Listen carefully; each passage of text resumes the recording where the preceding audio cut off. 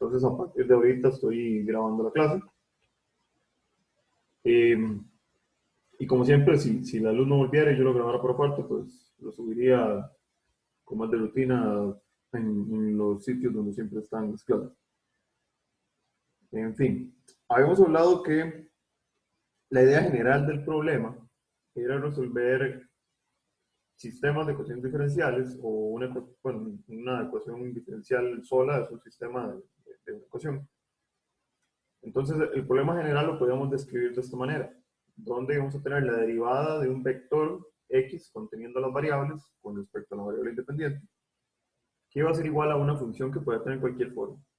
En general, la forma más engorrosa que a ustedes se les ocurre. Pero realmente, de aquí nosotros podemos tener tres casos.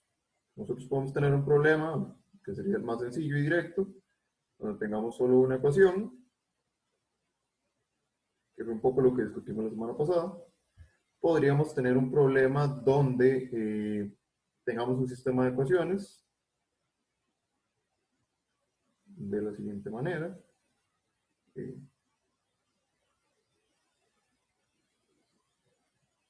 Estos son dos, pero no quiero pintar. Son igual. Que en general puede tener cualquier tamaño. En este caso estoy poniendo un sistema de dos ecuaciones con dos incógnitas, con dos variables dependientes. O podríamos tener ecuaciones de orden superior, donde podríamos tener una o más ecuaciones, en este caso voy a poner solo una, que no esté involucrada la primera derivada, sino que sea de un orden superior, segunda, tercera, cuarta derivada, la que sea. Y esto también va a ser una función de t y x vector. Entonces, sea cual sea nuestro problema, nosotros tenemos que llegar a escribir o a reescribir el problema de esta manera, como un sistema de ecuaciones de primer orden. Siempre lo vamos a poder hacer, de hecho, es lo que se hace analíticamente para resolver las ecuaciones diferenciales. Entonces, por eso no hay que preocuparse, nada más vamos a hablar un poco sobre cómo hacemos eso. Voy a limpiar aquí porque estoy guardando las presentaciones con estos rayones y no me está gustando. Estoy un poco resentido con Zoom por haber quitado la opción de compartir la presentación directamente desde Dropbox. Pero bueno. Ok. Para eso vamos a utilizar dos métodos, para resolver cualquier problema una vez que lo hayamos reducido a la forma general que necesitamos. Vamos a cubrir dos métodos por acá. Hay varios. Como en todo esto, hay varios métodos que algunos van a servir más para ciertas situaciones que para otros. Sin embargo, estos dos métodos que vamos aquí son muy robustos. Casi que cualquier ecuación, casi que cualquier problema lo van a poder resolver bajo algún costo computacional y algún tiempo, ¿verdad? Lo mismo de siempre. Entonces, el primero, y fue el que discutimos la vez pasada, es el de Euler. Ya habíamos dicho que se puede obtener la fórmula del método de Euler por diferencias finitas. Simple y sencillamente era sustituir la derivada de x de t por su contraparte en diferencias finitas. Y podríamos llegar despejando a esta fórmula de aquí, que fue la que vimos y hablamos un poco antes, donde este f pues, va a ir dado por el problema, ¿verdad? Cabe recalcar que necesitamos el x0, ¿verdad? El x0 vector para poder empezar a iterar, pero eso es algo que tiene que venir del problema inicial, porque si no, el problema de ecuaciones diferenciales no tendría solución única, sino que tendríamos una familia de soluciones. Sin embargo, también el método de Euler, si lo quieren justificar de alguna otra manera, tal vez un poco más riguroso, se puede obtener haciendo una expansión de Taylor. Y va a ser parecido a lo que estábamos haciendo en teoría para obtener el carácter diferencial de los modelos en estado estacionario, donde nosotros tal vez no conocemos cómo varía el flux con X, pero si tomamos un dominio infinitesimal, un dominio suficientemente pequeño, podemos hacer una expansión de Taylor y expandir las soluciones el vector de variables dependientes, que va a ser las soluciones que estamos buscando, alrededor de un dominio pequeño, que va a depender de qué tan pequeño sea de este delta t, que es escogencia nuestra, y lo podemos expandir a primer orden, donde vamos a obtener que xi más 1 va a ser igual a xi, que sería el término cercano, más la primera derivada evaluada en ese punto i por un delta t. Y esta primera derivada, por definición, la podemos introducir acá. Entonces obtendríamos la misma ecuación de arriba, de una forma un poco más rigurosa. Todo el mundo estaría contento. Entonces tendríamos f de t, x, delta t.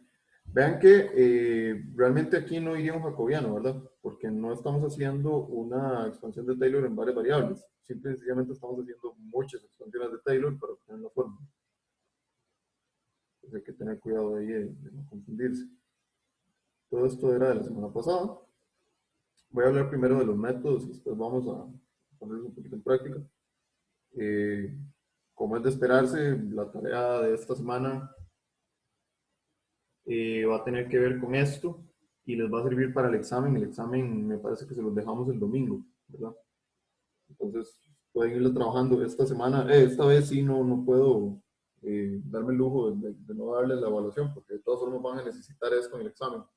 Entonces, bueno, que trabajen la tarea, que lo que sí voy a procurar es que sea lo más sencillo posible, lo más rápido posible, más al grano, eh, para que puedan utilizar esos métodos en el examen, ¿verdad? Entonces, también hagan la tarea pensando en cómo pueden reutilizar la tarea para el examen o para el segundo proyecto individual. Ah, bueno, un paréntesis. Ahí pusieron en el grupo, pero bueno, igual yo creo que ya pasó el plazo. Pero por si alguno no se dio cuenta, el enlace para subir el primer avance del proyecto final se habilitó ayer como a las 8 de la noche, antes de las 8 de la noche. Lo que pasa es que yo avisé en el grupo, pensé que lo estaba avisando a ustedes, y lo avisé en otro grupo de WhatsApp donde estamos solo los profesores y los asistentes. Y había ampliado el plazo hasta hoy a mediodía. Entonces, si alguien se le olvidó y no lo subió, o me lo mandó a mí por correo o por Eric sin haberlo subido ahí, bueno, ahí contáctenos. Alguno de los dos apenas terminen la clase. Pero bueno, continuemos.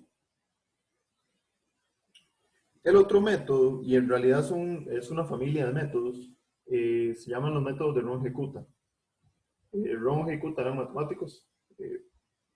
Ellos trataron de profundizar un poco más en la solución de ecuaciones diferenciales. Y la lógica de este método, o la función de la utilidad de este método es la siguiente. Para el método de Euler, que de hecho el método de Euler es un método de Ron-Ejecuta de primer orden, que ahorita vamos a discutir eso.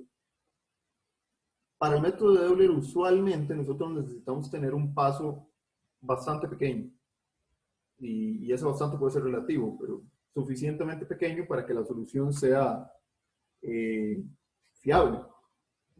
A veces eso va a costarnos mucho en memoria. Entonces, si pudiéramos tener un método que tomara más información con menos puntos, tal vez podríamos obtener un beneficio. Digo tal vez porque depende de cuánto cueste hacer cada uno de esos cálculos, ¿verdad? Es básicamente lo que hacen los métodos de Ron-Ejecuta. Entonces, ellos de forma similar lo que hacen es que proponen una solución por diferencias finitas, diría yo, pero viene más que nada por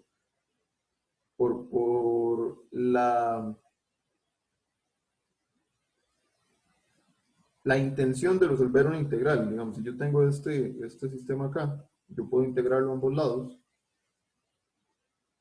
Puedo integrar aquí, puedo integrar aquí, de t y de t.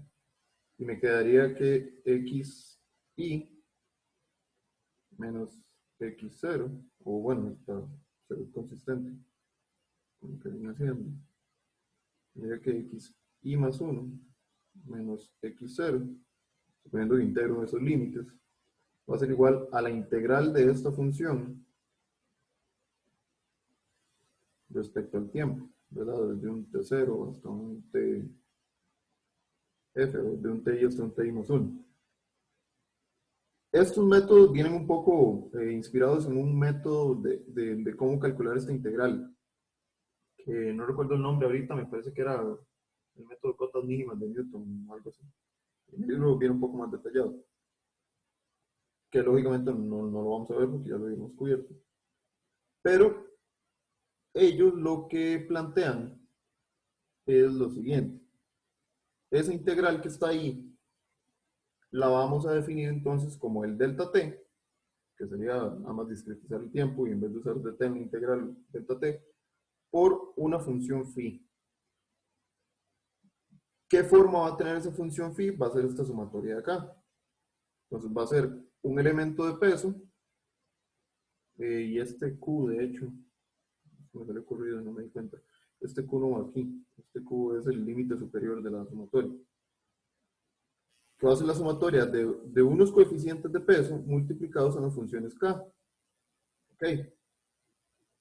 ¿Cómo podemos derivar esos coeficientes W y esas funciones k? Bueno, en general, el orden del método de run ejecuta va a depender de cuántos términos sumemos. Nosotros podemos tener un método de run ejecuta de orden infinito y estaremos aproximando bastante bien la integral, pero lógicamente eso no lo podemos hacer en la práctica. Y en general, cuarto orden es más que suficiente. Ya más de 4 va a introducir mucho peso en el cálculo, vamos a tener que hacer muchas evaluaciones, muchas operaciones de punto flotante y ya no va a tener sentido aplicar eso. Pero entonces, la idea es que estas funciones K y sus pesos W vengan de comparar esta expresión con una expansión de Taylor. Entonces, por ejemplo, si yo tengo un método, el método longicuta de orden 1, que me va a devolver el método de Euler, yo voy a tener que xi más 1 va a ser igual a xi más delta t, que eventualmente voy a dejar de escribir delta t y le voy a llamar h, porque acuérdense que h es el paso, que es el mismo que delta t con lo que arriba. H es igual a delta t. Y esto va a ir multiplicado por la sumatoria desde 1 hasta 1, o sea, solo voy a tener un término de wi por ki. Entonces, realmente aquí lo que voy a tener para el método orden 1 es solo W por K. Sí,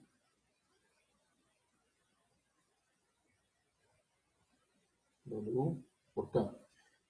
Y esto por comparación lo voy a comparar directamente con una expansión de Taylor de primer orden. Entonces voy a tener xi más la derivada de x respecto al tiempo, en el punto i, por un delta t. Entonces vean que ese W por K directamente es la derivada, que es realmente la función, y por eso es que se obtiene el método de Euler de vuelta. Ahora, si yo quiero, por ejemplo, un método de longicuta de segundo orden, yo ya no voy a tener esta expresión de acá, ni voy a hacer una expansión de primer orden de Taylor, sino que la fórmula de longicuta me va a quedar h por W1K1 más W2K2. Y esto va a ser igual a xi más f, ¿verdad? Que es la derivada, por h más la segunda derivada de x respecto al tiempo por h cuadrado medios, más otros términos que no me interesan en este momento. Pero vean que esta segunda derivada con el tiempo es la derivada de esto que está acá. Entonces, de aquí yo puedo sacar que la segunda derivada de x respecto a t es igual a la derivada de f respecto a t. Entonces yo puedo reescribir esto en términos de una primera derivada, que va a ser la derivada de f respecto a t. Ahora voy a hacer la derivación de estos coeficientes w y k para un método de segundo orden. Es lógico, porque no voy a hacer el de cuarto orden, porque no nos iríamos de aquí nunca. Para que tengan más o menos una idea de cómo se pueden encontrar y qué lógica hay detrás de eso. Entonces vamos a hacer esa otra parte. Voy a abrir el cuaderno para escribir. Voy a limpiar aquí nada más.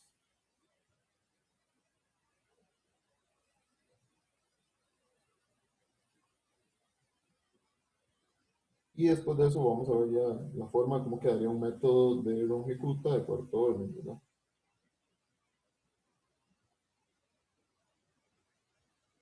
Ok, entonces vamos al cuaderno, está aquí. Entonces yo tendría, bueno, para segundo orden, aquí, método de longitud de segundo orden.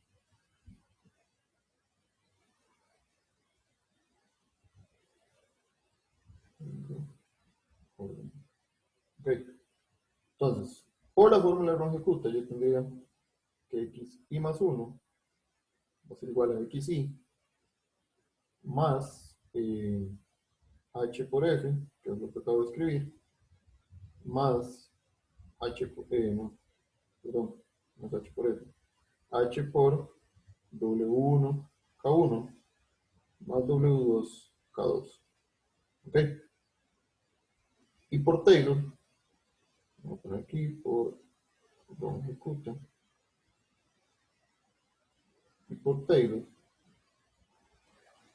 entonces yo podría obtener que xi más 1 es igual a xi más h ahora sí por f, que sería la primera derivada, más h cuadrado medios por la derivada de f respecto al tiempo.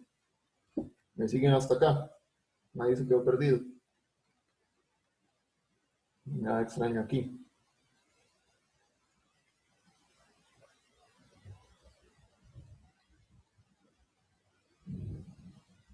Si me siguen, me ponen que sí en el chat, si no, me ponen que no.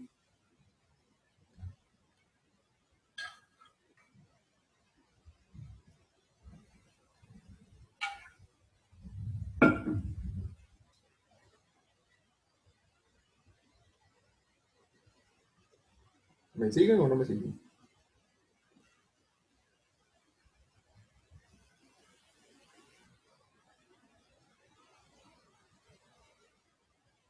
Ok. Es importante que me estén contestando porque, por lo menos yo para saber que me siguen escuchando, ¿verdad? Aunque yo sé que en el momento que me dejen de escuchar me van a decir probablemente, pero por lo menos para no pensar que sentirme que estoy hablando a la pared. Ok, entonces, tenemos que encontrar alguna forma de expresar esto eh, de forma que nos dé luz de cómo expresar estos Ks en términos de la función que ya conocemos, que viene por el sistema de ecuaciones, evaluada en algún punto, porque esto es lo que va un poco por detrás del método de longitud. Entonces, en general, longitud, bueno, el método lo que propone es que los KIs van a ser la función evaluada en alguno de los puntos que estamos analizando. Entonces, en xi más h por un alfa i,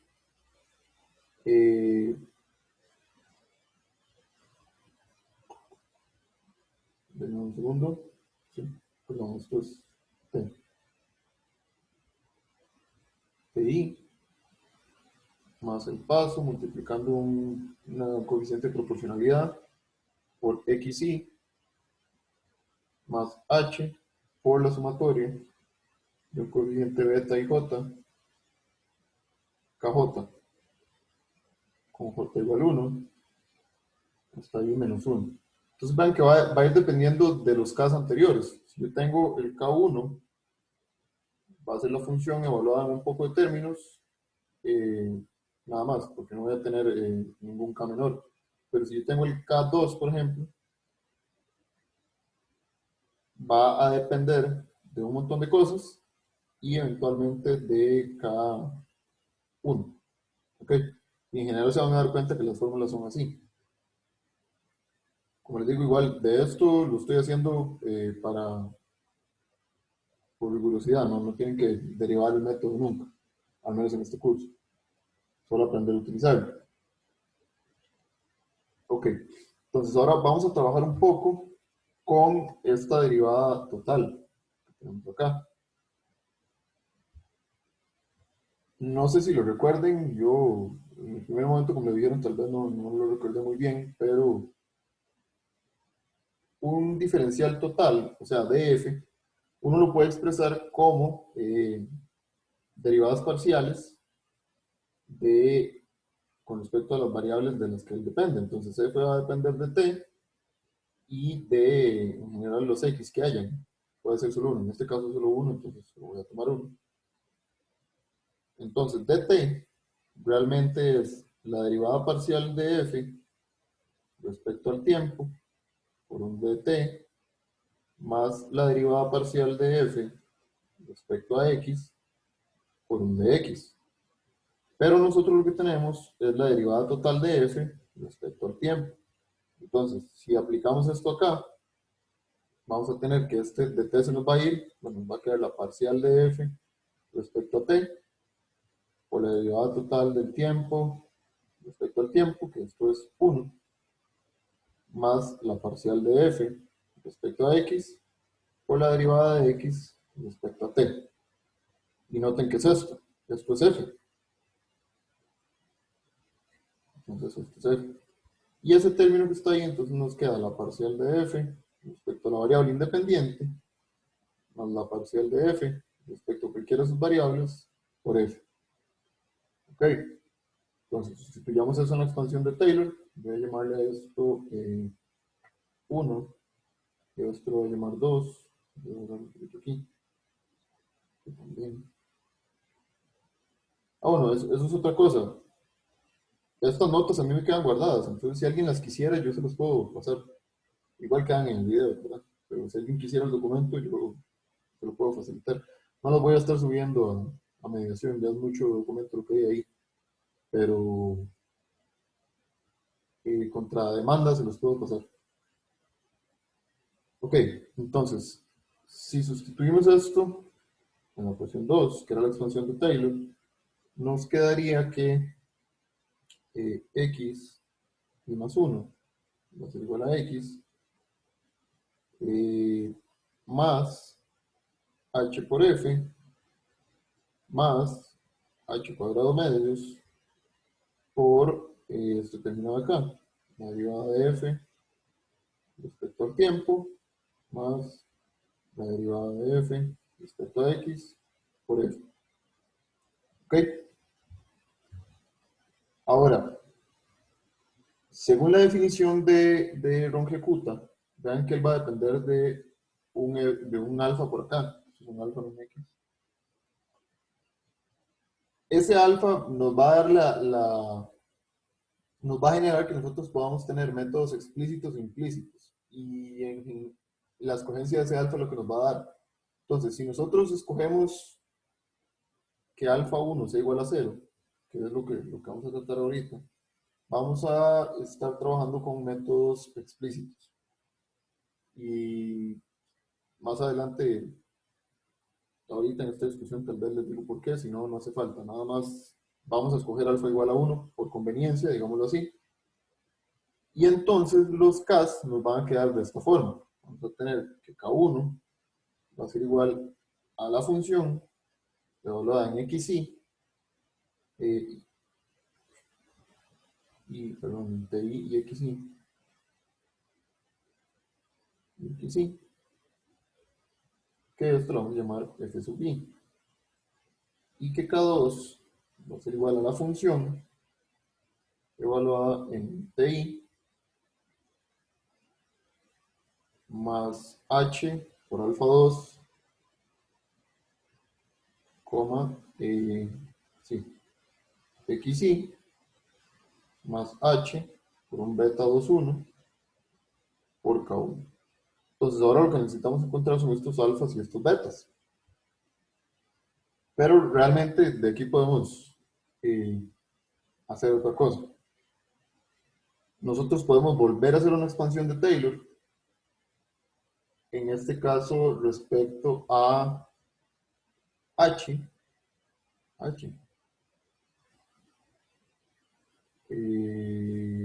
sí, respecto a H, para este K2. Entonces, si expandimos por Taylor, vamos a tener que esto va a quedar como F de TI, XI. Aquí está H, aquí está H, ¿verdad?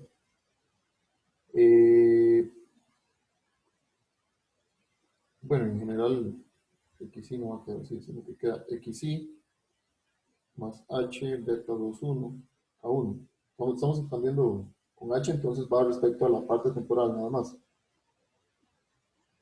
Más H por alfa 2 por la derivada parcial de X, de T,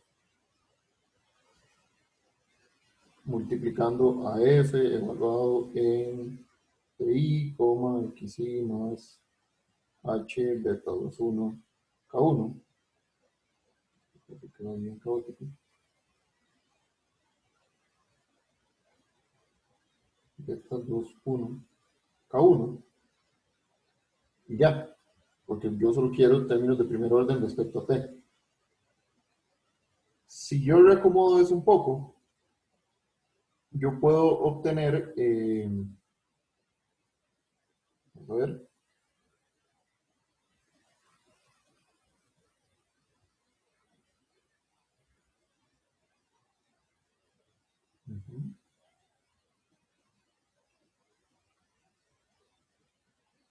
sí, yo lo que puedo hacer es una regla de la cadena, porque vean que XY también depende de T. Entonces, aquí yo podría obtener una expresión que fuera Fn, que recuerden que es evaluado en TI en XY, más H por alfa cuadrado, por la derivada de F respecto a X, evaluado en Y, más H por beta 21, por la derivada de F, esto es con el tiempo, con eso,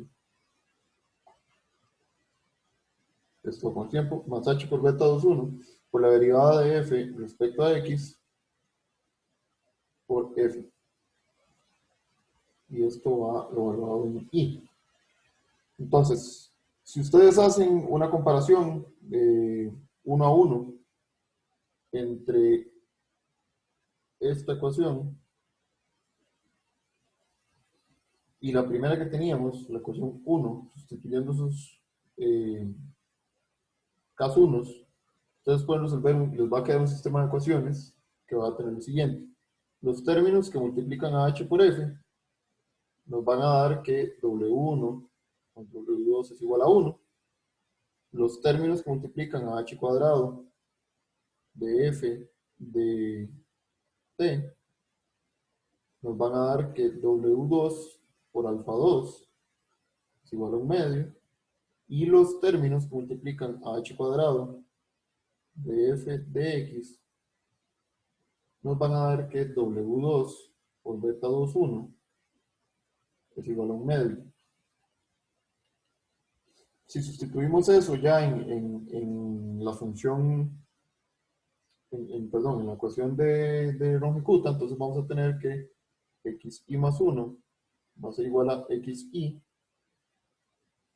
más h por 1 menos w2. Y vean que ahí nos está quedando un parámetro libre, ¿verdad? Aquí tenemos 4 incógnitas y 3 ecuaciones, entonces va a quedar todo en términos de un parámetro, más w2 por k2, y que k1 va a ser, bueno, una función, que ya lo habíamos dicho, de la función evaluada en TI, XI, y K2, que va a ser la función evaluada en TI, más H entre 2 omega 2, coma, XI, más H evaluado entre 2 omega 2 por K1. Entonces, nos queda un método de segundo orden que tiene un parámetro libre. Ese parámetro en general uno lo escoge haciendo un análisis de estabilidad, viendo para cuáles valores de W2 la solución va a tender a converger o vamos a llegar a tener una solución buena. precisa. Y en general se utilizan como W2 un medio o 3/4, o inclusive 1. Creo que nosotros vamos a trabajar siempre con W2 igual a un medio. Igual ustedes no van a volver a ver este parámetro. Nada más para que vean un poco de la idea detrás de esto, es proponer una función que viene tomado de cómo se integran ciertas cosas, de elementos de cuadratura, y encontrar la forma de esas funciones y los parámetros comparando con expansiones de Taylor. Entonces siempre nos estamos guiando de expansiones de Taylor. Ahora, si W2 es igual a 0, entonces se vuelve a obtener el método de Euler. O sea, eso lo que nos está diciendo es que si queremos utilizar un método de orden superior, W2 no puede valer 0. Porque vean que aquí se cancelaría y quedaría solo un K1, el K2 no importa, y el K1 es la derivada esta que tenemos en el método de... Entonces esto es nada más para que tengan una pincelada, porque tampoco es que sea la mejor explicación del mundo, sobre de dónde vienen los métodos de longicuta, cuál es la lógica detrás de ellos, y cómo se podría llegar a la ecuación final. Lógicamente, entre mayor orden tomen ustedes, pues mayor va a ser el grado de complejidad. Ahora, la forma de aplicación detrás de eso es la misma que la de Euler. Ustedes van a tener un vector de ecuaciones lineales, no es ni siquiera un sistema, donde van a tener que ir evaluando paso por paso cada una de esas expresiones. Entonces, si ustedes hacen un análisis similar y se toman bastante tiempo, pueden llegar a obtener las ecuaciones de longitud para orden 4. Pues vean que es de cuarto orden, la sumatoria va a tener 4 elementos, aquí vamos a tener 4 Ks, y cada uno de esos Ks va a tener forma de la función f, que tiene el carácter diferencial, evaluado en diferentes puntos. Este 6 va a venir de los coeficientes que van quedando por ahí y de la escogencia del W, que en este caso me parece que estamos trabajando con un medio. ¿Y qué forma tienen esos de ahí? ¿Qué forma tienen esas funciones K? Las siguientes. Entonces, para orden 4, vamos a tener que hacer lo siguiente. Si tenemos una sola ecuación, entonces vamos a tener el punto inicial. A partir de ese punto inicial vamos a venir a evaluar en orden, eso sí, porque vean que para K2 necesitan K1 y para K3 necesitan K2 y así sucesivamente, entonces no pueden evaluar K4 en primero. Lo primero que se evalúa es esto. Con ese punto inicial, entonces venimos y evaluamos estos Ks, con esos valores los metemos acá y obtenemos el siguiente punto. Y eso hay que hacerlo por cada paso. Lógicamente a mano esto es un completo bostezo y pues, bastante trabajo, por eso es que se programa. La ventaja que tiene sobre el método de Euler o el método longitudinal de orden 1 es que ustedes van a necesitar o van a poder darse el lujo de usar un H más grande que en el caso de Euler. Van a necesitar evaluar menos puntos, pero hay que tener el cuidado que en cada punto, vean que vamos a tener que evaluar 1, 2, 3, 4, hacer 4 evaluaciones y hacer una operación de punto flotante, mientras que en Euler solo haríamos una evaluación y una operación de punto flotante. Entonces hay que hacer lo mismo de siempre, el mismo cuento con métodos numéricos. Hay que hacer un balance entre qué tanto me duele a mí evaluar un H más pequeño contra qué tanto me va a doler hacer n veces esta iteración. Sí tiene una ventaja cuantiosa, o sea, se puede ver no tan difícilmente, pero hay que tomarlo en cuenta. Estos son métodos súper robustos, vean que casi que en su gran mayoría vienen derivados de consideraciones meramente analíticas, entonces no hay que esperar poco de ellos, se puede esperar mucho. Ahora, entonces, bueno, ya he hablado mucho de cosas que no vamos a utilizar. ¿Cómo vamos a aplicar estos métodos de aquí? Entonces, el quehacer es el siguiente. En general los vamos a utilizar cuando sean problemas rarísimos, ¿verdad? Donde las condiciones del problema hacen que nosotros no podamos integrarlo de ninguna manera. Ni viendo los espacios de Laplace vamos a tener eh, buenas noticias respecto a cómo resolver el problema.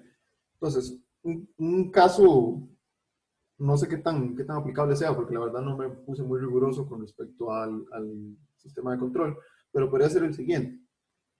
En, cuando viene en control, se van a acordar de esto tal vez un poco, control automático. En muchos de los, bueno, muchos no, casi que todos los sistemas industriales, a menos de que ustedes estén emprendiendo y lo vayan a controlar a puro jímetro, y estén empezando apenas, pero se tienen sistemas de control, donde en general hay un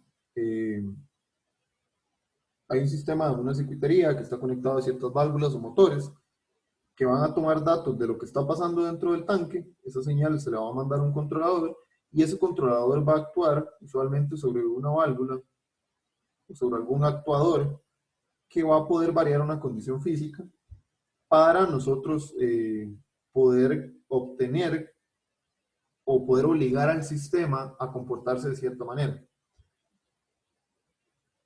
En muchos casos, tal vez no sean funciones oscilatorias, pero sí pueden tener en general cualquier forma de ahí, pueden hacer que los flujos de entrada que tengamos no sean tan sencillos como una constante, que es lo que hemos venido trabajando.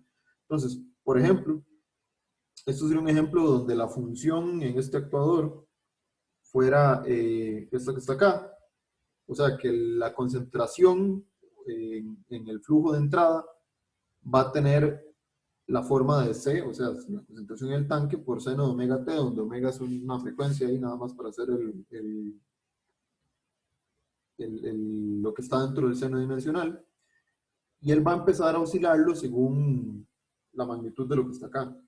Entonces, si ustedes plantean el balance de masa y ya llegan al modelo diferencial, van a llegar a un modelo diferencial de esta forma. Además, vean que, no sé, se me ocurrió poner una velocidad de reacción bastante extraña, que no es ni de primero ni de segundo orden, tiene orden fraccionario. Pero vean que esa ecuación diferencial, pues se las trae resolverla. De hecho, no sé, dudo que se pueda resolver analíticamente. Vamos a tener aquí algo que está acoplando la variable dependiente y la variable independiente.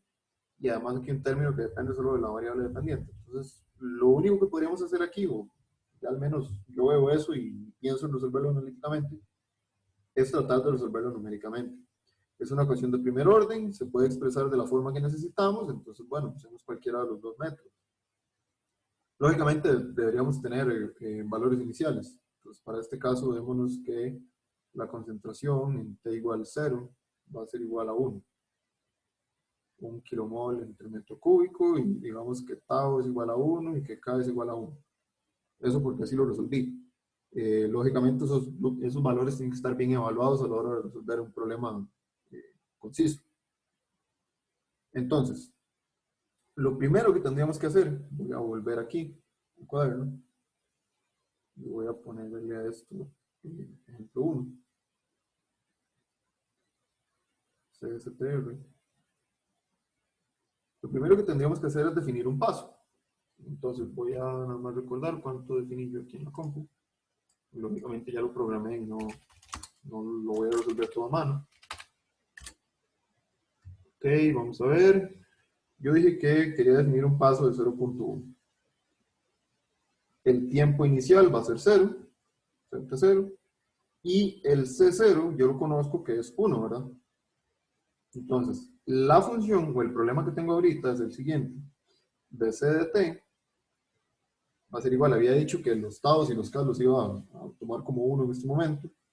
Va a ser igual a c por el, bueno, y omega también lo voy a tomar como 1. C por el seno de t menos 1 menos la raíz de c.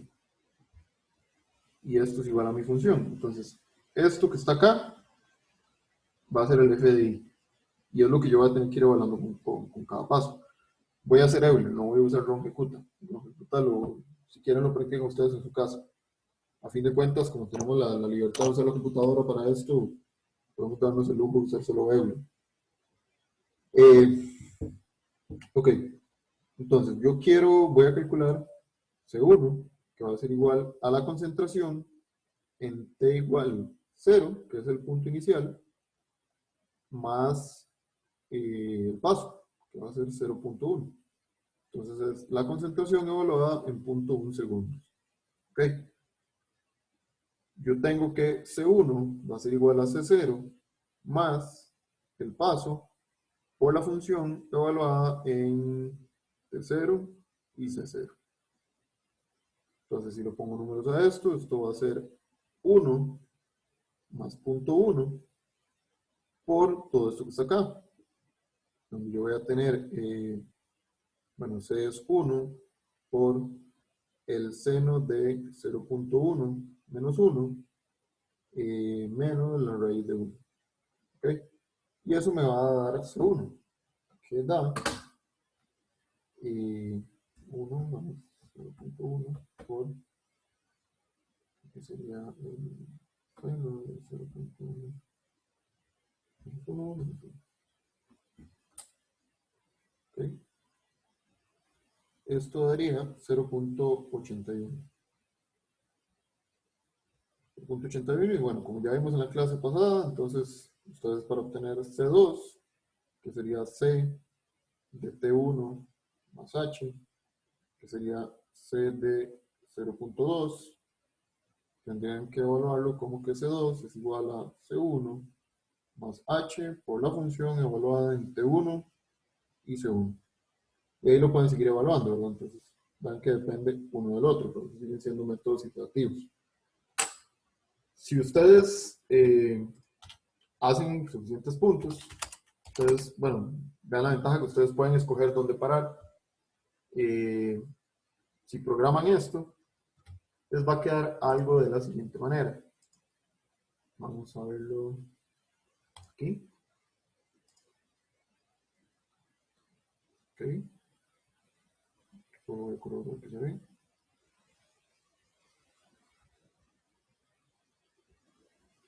Ok, perfecto. Ahí se ve bien la pantalla. Este sería el ejemplo 1. Después de suficientes iteraciones, ustedes podrían obtener igual una gráfica. Y si tengo esta gráfica, yo evidentemente tengo los pares de datos ordenados de tiempo contra concentración. Y yo puedo ya sea interpolar o ajustar los datos a un polinomio o a la función que me parezca, si me parece algo sinusoidal, tipo coseno. Podrían ajustar su función o interpolar los datos a cualquier tiempo. Inclusive, si se fijan aquí en la esquinita, yo puedo ver los valores. Entonces yo puedo ir viendo cómo decrece la concentración en el tanque respecto al tiempo. Me parece que si le pusiera más tiempo, voy a ponerle más tiempo a ver qué pasa más allá. Vamos a ver. Tengo 100, voy a poner mis datos a ver qué pasa.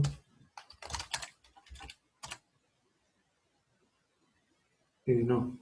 Ah, bueno, sí, claro, yo estaba teniendo un problema aquí porque en un punto se me está haciendo negativo y creo que eso es debido a los valores aleatorios que le di a los parámetros.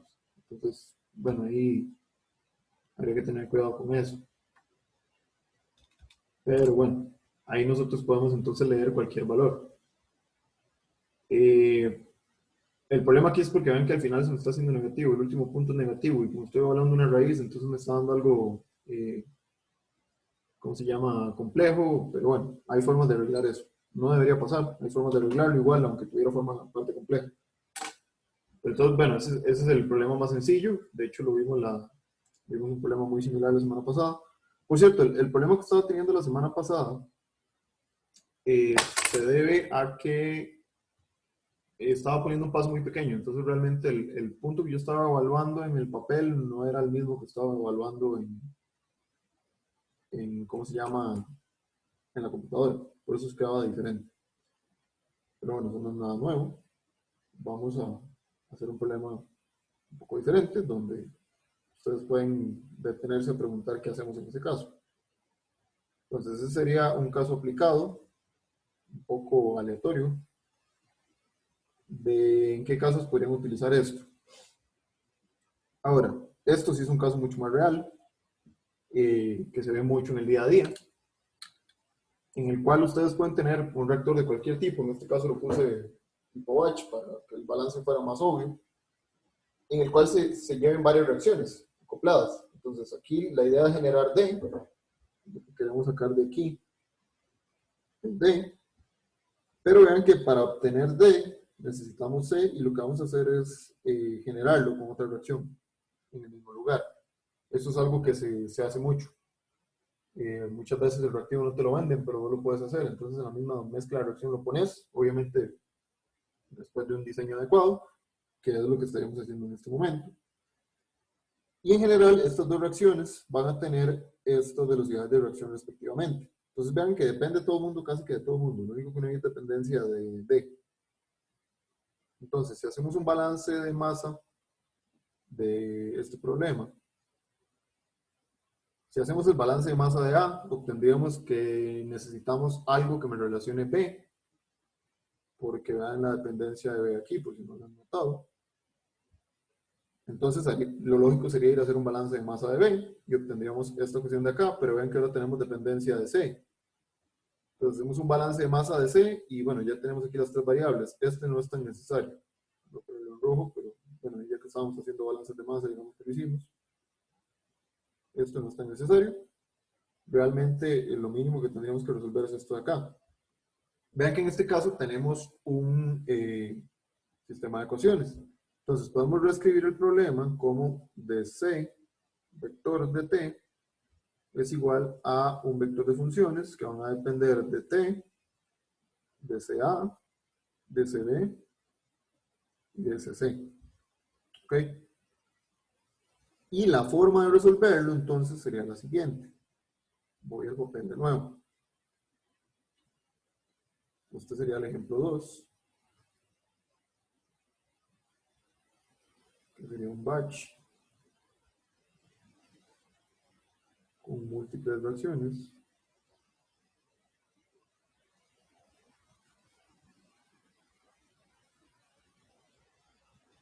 Y tenemos entonces el siguiente sistema. DCA, DT, DCB, DT, DCC, DT. Y como les digo, voy a meter el balance de D solo porque ya lo hice. Pero realmente ahí no es necesario. DCD, DT. Y vamos a tener la siguiente forma. Esto es menos K1, CACB. Esto es menos K1, K1, sí. K1, CACB, menos K2, CCCB. Dame un segundo que me metí una razón y quiero sacarlo. No quiere salir. Ya se escondió. Ok. Esto sería.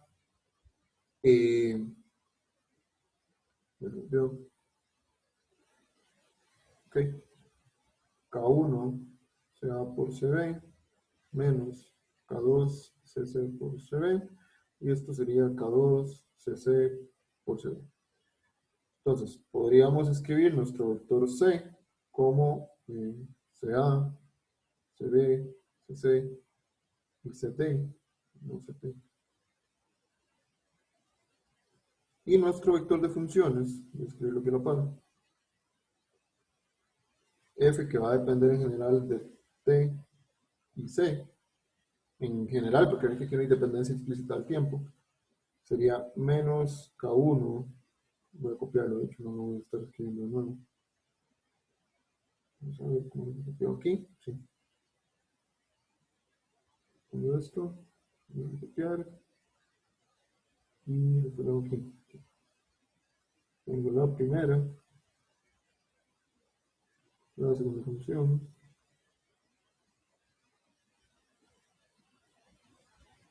la tercera función,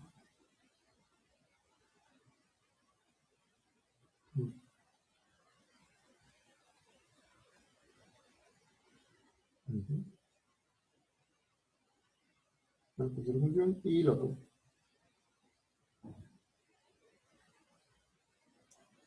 Entonces, este sería mi vector de funciones.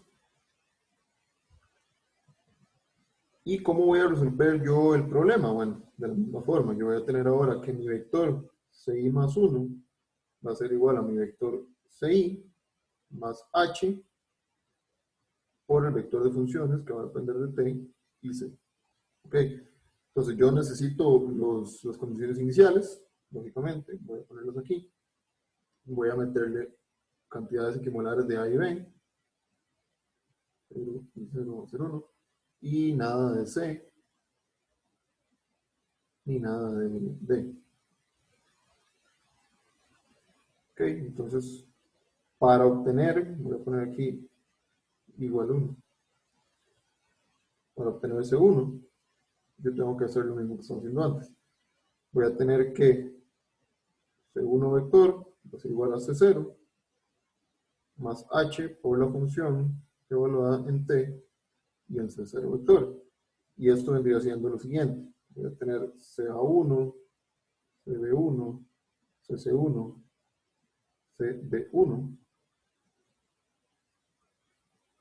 que va a ser igual a C0, que era 1, 1, 0 y 0, más H, que creo que el H aquí lo escogí igual. Vamos a ver. 2, sí, H voy a definirlo. H igual a 0.1. Más 0.1 multiplicando al vector, que ahora sí yo tengo que evaluar lo que tengo ahí. Igual, aquí también voy a definir K1 igual a K2, que es igual a 1, pero por conveniencia. Entonces aquí tenía que es menos 1, que es K1, por 1, por 1. Esto es un vector. La función 2 evaluada en el punto 0 va a ser menos 1 por 1 por 1, menos 1 por 0 por 1. Entonces va a ser menos 1. 1 por 1 por 1, menos 1 por 0 por 1. Y esto no va a ser más grande. La siguiente va a ser 1 por 1 por 1, menos 1 por 0 por 1. Y la última va a ser 1 por 0 por 1. Entonces voy a seguir escribiendo aquí. Voy a tener que CA1, CD1, CC1, CD1 va a ser igual a 1, 1, 0, 0,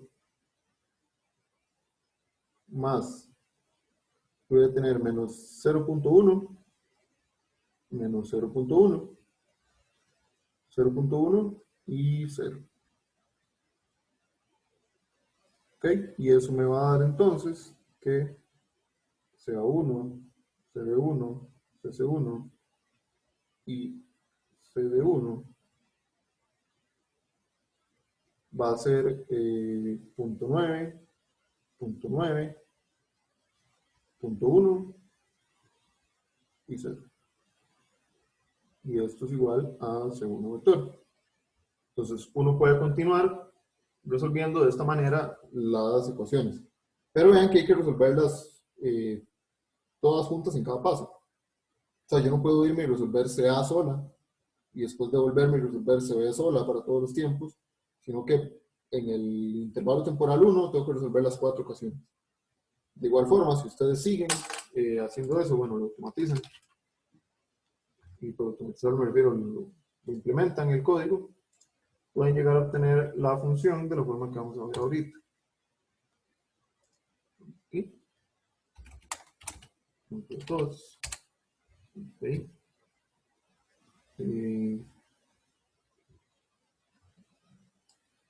Vamos a traer esto por acá. Ok. Entonces vean de esta forma cómo ustedes pueden encontrar cómo varían las concentraciones con respecto al tiempo para este sistema de ecuaciones, que es algo que ustedes no pueden obtener analíticamente, al menos de una forma sencilla. Tal vez con Laplace se podría, pero no sé.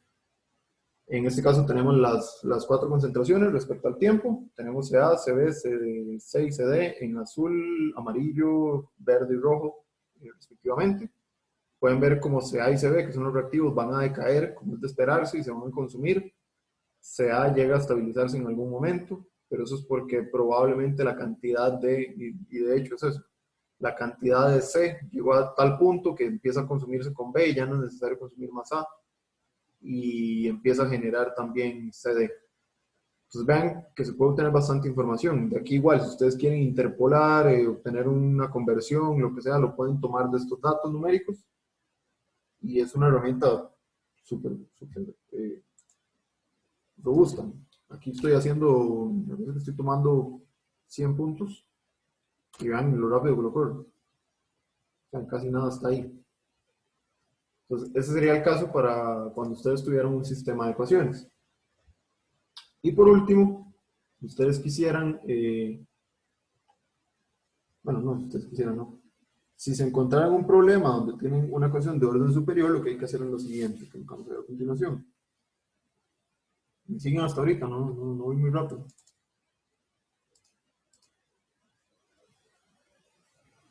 Sí, no, tal vez. La idea de estos métodos es que sean sencillos, entonces tal vez por eso es que vamos bien o simplemente están volando. Sería lo mejor. Caso más efectivo. Igual cualquier consulta, bueno, alguien me preguntó entre semana, no sé si le contesté esa duda al final, que cuándo es mi horario de consulta. Recuerden que está en mediación, es lo primero que hay. Entonces abre mediación y ahí arriba están tanto mi horario como el de Eric. Yo tengo más horas, yo estoy nombrado más tiempo, pero cualquiera de los dos le pueden hacer la pregunta, no necesariamente solo a mí. Ok, un caso típico donde podríamos tener un modelo de orden superior es un problema de lo que estamos viendo ahorita. Lo que estamos viendo ahorita en teoría. Donde, y de hecho se van a dar cuenta, ¿por qué es que uno prefiere utilizar métodos numéricos con lo que veamos mañana? Ya vamos a llegar a un punto donde las capacidades matemáticas que tenemos van a llegar a cierto límite y uno va a tener que ver cuál solución es más útil, si una numérica o una analítica. Pero eso lo vamos a ver un poco mañana. Este sería el caso donde nosotros tuviéramos un cilindro rígido, como el que ya habíamos analizado, un ejemplo, un cilindro rígido que podría ser perfectamente un soporte catalítico, con una generación que va a depender de la distancia radial. ¿Qué forma tenga eso? No importa. No es el hecho de que sea un coseno no es lo que nos, bueno, sí, pero no es lo que nos complica tanto la ecuación, es el hecho de que hay una dependencia aquí radial, lo que hace un poco más complicada la cosa. Y bueno, que sea un modelo de orden 2. Entonces, si ustedes aplican el balance de energía, eventualmente podrían llegar a un modelo diferencial que les describa la temperatura en función del radio de esta manera. Pueden ver que es de orden 2. Tal vez ustedes podrían intentar devolverse, hacer reducción de orden y resolverlo analíticamente. La verdad no me puse a pensar mucho en eso, porque quería tener algo aquí en común. Ok, ¿qué es lo que vamos a hacer acá? Nosotros necesitamos siempre expresar el problema de la siguiente manera. De x vector de t es igual a f de t y x vector. Entonces podemos tener cuantas ecuaciones diferenciales queramos acá. Podemos tener n si queremos. Lo que no podemos es tener un orden mayor a 1, porque ya eso no va de mano con los métodos que estamos analizando. Entonces, ¿qué es lo que haríamos acá? Exactamente lo mismo que se hacía en ecuaciones diferenciales, que se le llama reducción de orden. Y lo que vamos a meter es una variable auxiliar, por ende una ecuación diferencial nueva. Vamos al cuaderno y vamos a poner aquí ejemplo 3.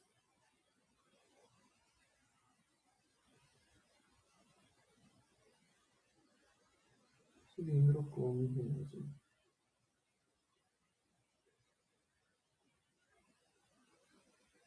Ok, entonces lo que tenemos es un modelo diferencial que dice que la segunda derivada de la temperatura respecto al radio más el inverso del radio multiplicando a la primera derivada de la temperatura respecto al radio más S0 entre K coseno de omega por R es igual a 0. Y nosotros necesitamos ecuaciones de primer orden. Entonces yo voy a introducir una variable, que la puedo llamar como quiera, que va a ser esta x, la voy a definir como la primera derivada de t respecto al radio. Eso sería como definir un pseudoflujo ahí, un pseudoflux. De hecho, lo podrían definir con respecto al flux, pero ya eso da igual, es decisión de ustedes. Y de aquí entonces uno puede notar que la primera derivada de x respecto al radio va a ser igual a la segunda derivada de la temperatura respecto al radio. Entonces vean que yo aquí estoy generando un sistema de dos ecuaciones. Nada más tengo que introducir el cambio de variable, que es mi segunda ecuación diferencial por sí sola. Lo tengo que sustituir en la primera ecuación. Entonces, la segunda derivada ya la tengo acá. Me va a quedar que es de x de r más 1 entre r. R es mi variable dependiente, no me importa que me quede ahí mezclado en todo lado, no hay ningún problema. Multiplicando a la primera derivada con el radio, pero ven que eso es la variable que yo metí. Entonces, 1 entre r por x más ese 0 y k son constantes, coseno de omega r es igual a 0. Ahí tengo mi primera ecuación, ven que es de primer orden, todo bien, pero ahora tengo aquí, bueno, realmente no podría intentar resolver esto nada más. Sin embargo, ¿qué es x? Entonces, uno tiene la ecuación auxiliar que le dice que el de t de r es igual a x. Y siempre, siempre para una ecuación diferencial de segundo orden, les he dicho que ustedes, bueno, lo más usual es que tengan una condición de contorno para la función y una condición de contorno para la segunda derivada. ¿Cómo se podría ver esto en la práctica? Bueno, este problema tiene dos razones de ser. La primera es que, bueno, es un cilindro, ¿verdad? Entonces nosotros jamás, nunca en la vida vamos a conocer la temperatura en R igual a 0. Podemos conocer el flux, que de hecho es algo que siempre sabemos por sentado que tiene que ser 0. Pero jamás en la vida vamos a conocer la temperatura en R igual a 0. Entonces, aquí vamos a tener que resolver de atrás para adelante. Y ahorita voy con eso. Pero, bueno, tendríamos una condición de contorno, que sería lo más lógico, de la temperatura en la superficie. O inclusive podría ser en alguna parte intermedia del cilindro, del radio, no tiene que ser en los extremos, pero bueno. Tendríamos una condición de contorno de T en R, que en este caso me parece que R medía 0.1. Y yo le puse, por ejemplo, que fueran 500 Kelvin. Y además tenemos que tener una condición de contorno de la primera derivada evaluada en algún punto. En este caso lo puse en R. Eh, y esto yo lo hice valer 1. ¿De dónde podría venir esta condición de contorno? Pues fácil, de un flux. Nosotros sabemos que en la interfase Q es igual a H por T en la superficie menos la temperatura del fluido, y esto es igual a menos K de T de R. Entonces de aquí podemos despejar que de T de R, y esto se evalúa en el radio externo, va a ser igual a menos H entre K TS menos TF. Y ahorita yo esto lo definí como 1, ¿verdad? En la práctica ustedes van y evalúan todas las constantes que tienen que tener ahí. Ok, con esas dos ecuaciones, entonces las podemos poner aquí. T de 0.1 igual a 500 y X de 0.1 es igual a 1. Entonces ya podemos resolver nuestro problema. Con este cuidado. Vamos a verlo desde arriba. Nosotros vamos a discretizar el espacio radial, ¿verdad? De acuerdo al h que tengamos. Y conocemos el punto final, no conocemos el punto inicial, que era lo que teníamos antes. Entonces vamos a tener que ahora vamos a conocer y más 1 y vamos a buscar y. Entonces a partir de y más 1, nosotros vamos a buscar y. Contrapuesto a lo que teníamos antes, que era que a partir de y nosotros encontrábamos y más 1. Hay que tener cuidado con eso en el código si lo llegaran a necesitar, ¿verdad? En su implementación. Pero es muy sencillo. Ya sea Euler o ejecuta, simple y sencillamente darle vuelta a la cosa que ya teníamos. Si antes teníamos que, en este caso, no he hecho seguir la notación que tenía antes. Si antes teníamos que x y más 1 vector igual a x y vector más h por f de t y x. Y vean que aquí no estoy poniendo subíndices, ya van a ver por qué. Yo puedo despejar esto de forma que me quede xy va a ser igual a xy más 1 más h por f evaluado en el dominio que yo conozco, que en este caso va a ser ti más 1, xy más 1. Por eso no le puse los subíndices antes. Esto es vector, esto es vector. Entonces nada más un cambio, ay, perdón, esto es un menos, un más. Nada más despejar un toquecillo de la ecuación y tener un poco de malicia para evaluar en el punto que conocemos, ¿verdad? Pero bueno, ¿cuáles serían mis x aquí? Mi vector x, ya no creo que había empezado a usar y. Siempre voy a usar y, perdón. Mi vector y, que es de variables independientes, sería t y x. Y bueno, en general, ustedes podrían escribirlo de la siguiente manera. Esto es pensando un poco más en cuando implementen el código.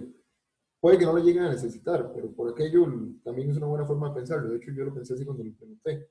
Uno podría tener en general el vector con tres variables, donde tiene la variable, en este caso es el radio, la variable independiente y las dos variables dependientes. ¿Por qué uno a veces se vuelve a este de acá? Porque como lo que estamos expresando es dy dr, tendríamos entonces dr dr, y esto significaría que la función, voy a llamarle 0, sería igual a 1. Y es lo que uno esperaría, porque la solución de eso, que si uno grafica t contra t, en este caso es r, uno grafica r contra r, eso va a ser una línea de 45 grados, donde la pendiente es 1, que es la derivada. Pero bueno, es un poco lógico por ahí. Y esa es la razón por la cual una vez se lo vuela. A veces por cuestiones de gusto o de orden en el programa, sí vale la pena meterlo ahí. Como les dije, yo lo metí, no lo tienen que meter. Eh, lo que sí tienen que tener claro es que hay que actualizarlo, ¿verdad? Entonces, este sería nuestro vector de funciones, y, perdón, nuestro vector de variables dependientes, y nuestro vector de funciones, entonces sería el que nos dicte lo que tenemos acá. De un lado tendríamos menos 1 entre r por x, menos s0, coseno de omega r, que esa sería la segunda, y del otro lado tendríamos solo menos x, que es lo que le da la copia al sistema. Entonces, bueno, tendríamos 1 para r, de t de r va a ser igual a x, y de x de r va a ser menos 1 sobre r por x, menos s0 sobre k, coseno de omega por r. Y lo que vamos a obtener entonces es un problema similar al que vimos antes, con esta pequeña diferencia. Entonces yo voy a tener mi final, bueno, en este caso, esto vale la pena discutirlo. El paso sería bueno definirlo según mi dominio. Entonces yo puedo definir el paso como el punto final, R final menos R inicial, entre n y escoger cuántos puntos quieren tener ustedes, cuántas iteraciones quieren hacer. Entonces digamos que si hacen 100, esto sería 0.1 menos 0 entre 100, y esto sería 0.001, me parece. Sí. Y este sería mi paso. Entonces yo voy a tener, voy a empezar de atrás para adelante, entonces voy a empezar en i igual 100. Que según como ustedes escriban su código, pueden necesitar definir esto así explícitamente o no. Eso depende del gusto de cada uno, ¿verdad? Y bueno, entonces yo conozco la temperatura 100, yo conozco x 100, y conozco R100, ¿verdad? Que es mi vector, en este caso es mi Y sub 100, vector, y eso va a ser igual a, perdón, ahí cambia el orden, no puedo con eso, R100, P100 y X100, ahora sí. Esto vendría a ser entonces punto 1, la temperatura en la superficie vale 500 y X dije que va a valer 1. Y tengo que hacer nada más lo mismo. Yo ahora quiero calcular Y99, que va a ser igual a R99, P99 y X99. Y esto va a ser igual a R100, P100, X100,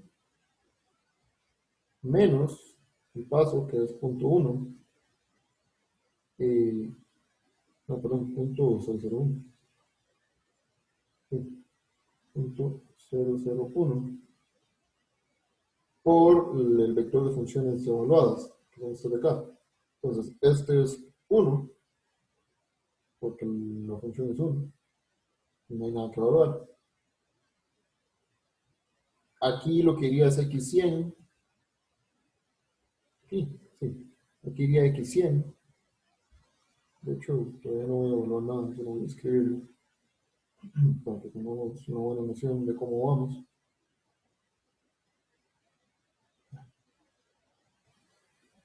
Ok, aquí tendría H por R, no por 1,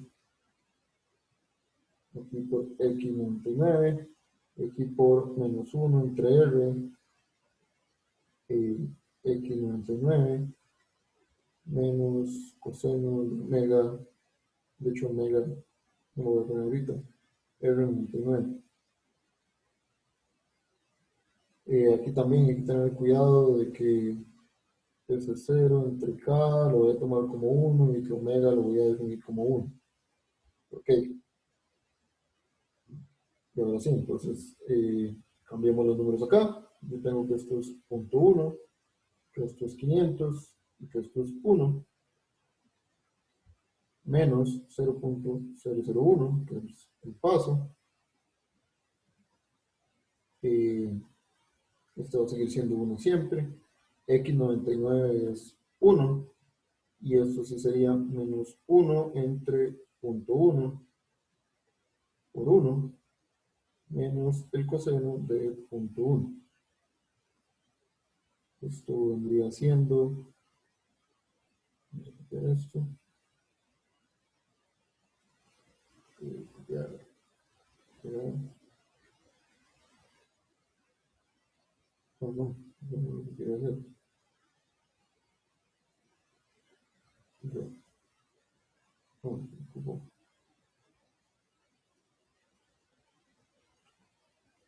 Ok, muy bien.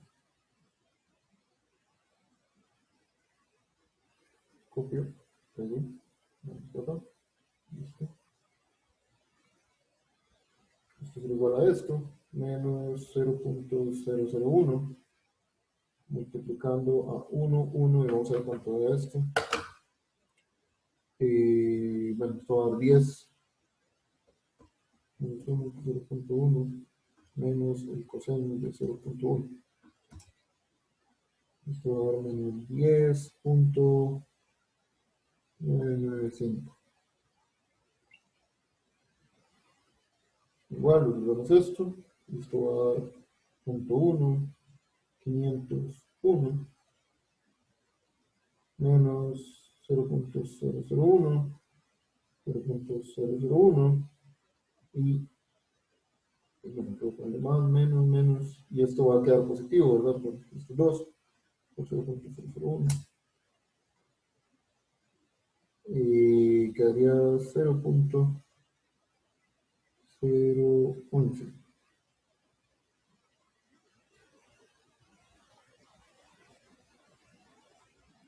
Que esto nos daría 0.011, 0.099, que sería el paso anterior en el radio, y 499.099, perdón, 0999. Y esto quedaría 1.011. Podemos seguir hasta haber llegado a R igual 0 en este caso y obtener la siguiente gráfica, que ya se lo puedo enseñar por acá.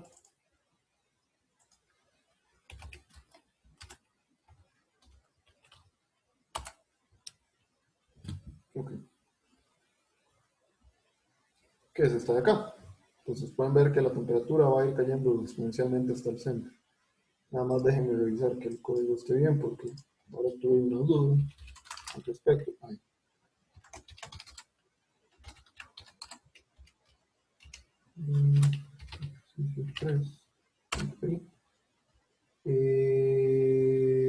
Sí, de X, ya estoy evaluando de X y 3 igual a menos X. Sí, la X, sí. Sí, sí, estamos bien. Ahí nada más hay que tener un poco de cuidado de qué es lo que nos interesa imprimir, ¿verdad? Al final de cuentas nosotros queremos t, no x. X es solo lo que le va a dar la variación a t. Y es una variable auxiliar que a mí no me interesa. Está diciendo, bueno, es la primera derivada de t, cómo está variando eso. Nos interesaría, por ejemplo, si quisiéramos un flujo, pero para eso no hubiéramos hecho un modelo de segundo orden. Ahora voy a discutir un poco los códigos, solo porque lo planteé de una manera que usé ciertas funciones nuevas. No lo tienen que plantear así, si lo quieren plantear de otra forma más sencilla, adelante, pero más sencilla me refiero yo conceptualmente con la cuestión de programación, ¿verdad? Porque la verdad, esto es bastante, tampoco es tan largo, tiene 46 líneas, no es un código largo. Entonces, bueno, ahí están los imports de siempre, ya saben cómo utilizarlos. Lógicamente tengo que crear una función que me evalúe los f's o los cas y los, sí, o los cas en caso no ejecuta, pero tengo que crear una función porque tengo que estar evaluando eso cada rato. En este caso yo incluí la variable dependiente dentro de mis vectores porque sí, no quería crear más variables, solo quería trabajar con una sola variable en el loop. Entonces vean que estos son las derivadas donde voy a tener el f de 0, sería la que es con respecto al radio, que va a ser 1. Y aquí, bueno, yo le llamo genéricamente y a las variables dependientes que están en un vector, que ya se los voy a ir enseñando. Entonces aquí tendría que esto sería de t de r es igual a x, en este caso tendría de x de r, que es igual a todo lo otro que estaba por ahí, ¿verdad? Vean que y0 es r, ¿ok? Evaluado en cualquier punto. Y los devuelvo como un vector fila, ¿ok? Aquí definí ciertas cosas que ocupaba, como cuántos datos quiero y cómo voy a definir el paso, que va a ser el 0.1 entre n, que fue lo mismo que hice ahorita. Y creo un vector con los valores iniciales de las tres variables, la independiente y las dos dependientes, que son las condiciones de contorno, los valores iniciales. Como pueden ver aquí hay un montón de prints, eso era lo que tuve unos errores al principio y quería, pero no muy cursor. Okay. Estaba haciendo debugging que llaman. Este if no va a ser necesario. Es necesario si yo hago si yo utilizo esta opción. Esto es como un append para listas, pero no quiero usar una lista, quiero usar un array para darle las dimensiones que quiero y tener todo acomodado de la forma que quiero. Podrían usar una lista perfectamente, solo que tendrían que llamar las cosas con mucho cuidado. Pero básicamente lo que estoy haciendo es, al inicio tengo solo un vector. Yo lo que quiero hacer es ir creando como una tabla. Entonces voy a tener en cada fila el paso iterativo y se los voy a ir agregando a este mismo vector. Entonces, si es 0, tengo que hacer este apartado por la forma de llamarlo, porque me está dando unos problemas ahí con los índices. Puede que no haya que usarlo, pero ya no me alcanzó el tiempo para definirlo de otra manera. Este FI es lo que yo voy a actualizar, o sea, el punto nuevo. Voy a tener el punto anterior menos h por la función, que recuerden que esto me va a devolver un vector fila con las funciones evaluadas, que es lo mismo que estaba haciendo ahorita. Y esta línea de acá lo que va a hacer es apilarle de último lo que yo le pongo acá. Entonces, a Y quiero que le apile en la última fila, por eso es vertical stack, el FI. Entonces esto me va a ir metiendo y metiendo y metiendo más datos en esta cantidad, que es la que yo les pongo acá. Esa es la parte nueva.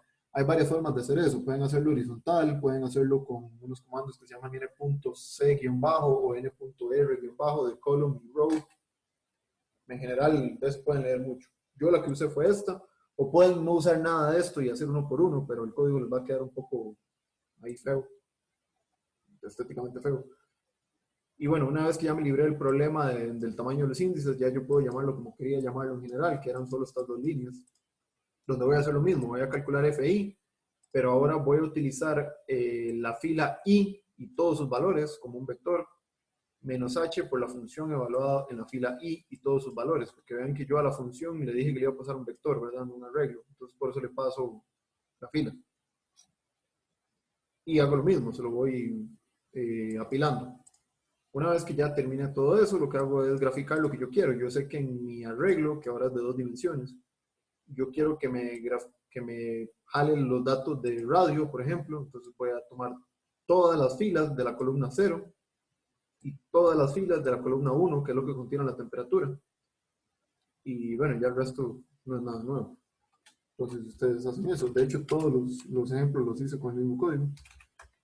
Si ustedes hacen eso, pueden obtener ahí de esta forma. De hecho, el código del ejemplo 2 es el mismo, nada más tiene ahí una diferencia. Bueno, esto iría para adelante, aunque vean que no hay mucha diferencia, porque a fin de cuentas, como están agrupados, él los va a acomodar bien, Python va a graficarlos bien. Entonces no hay mucha diferencia si yo voy de atrás para adelante o de adelante para atrás. Si no lo hicieran de esta forma, sí tienen que tener cuidado con eso. Esa es la única diferencia que tiene el otro código, que estoy graficando muchas cosas, pero no importa, y lo estoy poniendo un label para saber qué es cada una de ellas. Y a fin de cuentas es lo mismo. Por el momento, no sé si tienen alguna pregunta. Si no tienen ninguna pregunta, esta sería la clase de hoy.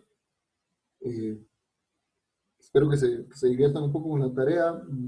Igual el enunciado lo voy a dejar para el martes, pero si quisieran ir trabajando con esto, implementando esos códigos, lógicamente van a necesitar implementarlos. Entonces, para que lo vayan tomando en cuenta, lo vayan tomando en consideración, pensando en que el domingo se deja el examen. Entonces, eso sería por el momento. Si no tienen ninguna pregunta, nos vemos mañana. Y si tienen alguna pregunta, es el momento de que me la hagan.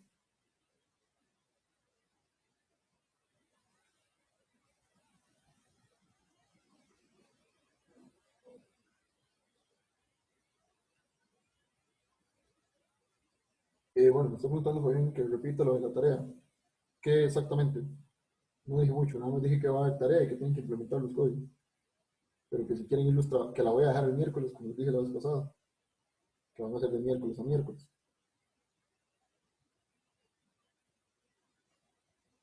A menos de que es que el examen queda domingo a domingo. Igual, muy probablemente estos códigos los vamos a tener que, los van a utilizar en el examen. Obviamente sería lo de Euler, que fue lo que vimos en la clase pasada, no lo de Ronjicuta. Pero lo de Ronjicuta lo vimos hasta hoy y por el momento tiene que haber una semana. Pero nada más dije eso, que si quieren ir implementando los códigos, ir analizándolos y tratando de hacerlo sería bueno. Lógicamente yo estoy abierto. No, no. Bueno, aquí me está diciendo que si sería de miércoles a miércoles, que me entendió que era el martes. No, no, es de miércoles a miércoles. Entonces este miércoles entregan la semana pasada, que ya varios me han preguntado, la han estado trabajando, y el siguiente miércoles entregarían esta. Este domingo voy a hablar con fechas para no crear confusión. Este domingo 31 a medianoche dejaríamos el segundo proyecto individual y lo tienen que entregar el domingo 7. Este miércoles 27 tienen que entregar la tarea de derivación e integración y yo les asignaría la tarea de Euler y Longicuta. Y el miércoles 3 deberían entregar la tarea de Euler y Longicuta. Como les digo, la idea de la tarea va a ser que tengan el código y lo trabajen con tiempo para el examen. Entonces, casi que va a ser como un prólogo al examen. No sé si tienen alguna otra pregunta.